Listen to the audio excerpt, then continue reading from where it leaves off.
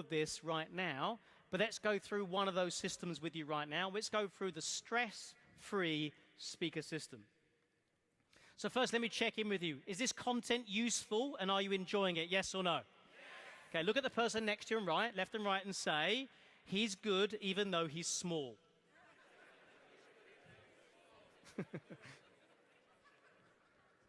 All right. So please write the word system down the side of a page. The very first element of the stress-free speaker system is that you must first learn to control and manage your own emotional state. It's very, very important you learn how to manage your own emotional state. And here's why. Because one, you're not going to look credible unless you have a good quality state that you can deliver from. But also, because you want to also be able to change the audience's state at various times. Now, if you can't change and manage your own state, you've got no chance of managing the audience's state. Now, a number of ways to manage this state. I'll give you one very briefly right now, and it's this. What do you think the number one resource for human beings is? What's the most valuable resource to human beings? Breathing, correct, air. Now, don't know if you thought about this before, but speaking involves breathing out. Speaking involves breathing out.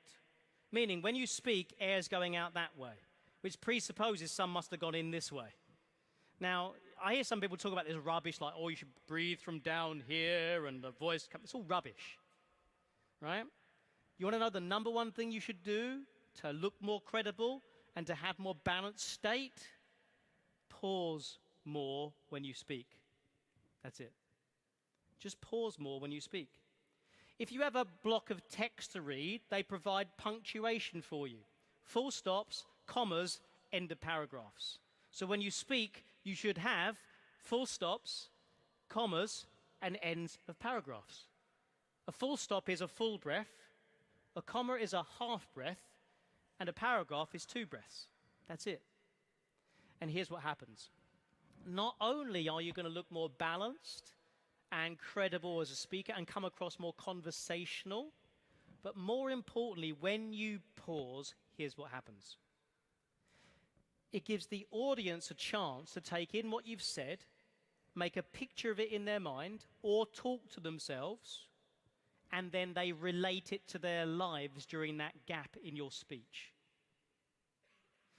Are we agreed that if you're going to become a speaker, you want to instigate some kind of change in the person's life or business or health or relationships or something like that? Is that true, yes or no, guys?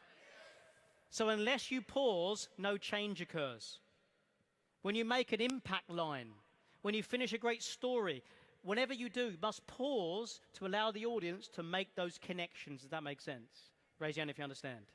Turn the person left, turn the person right, and say, I'm going to pause more when I speak. Go ahead.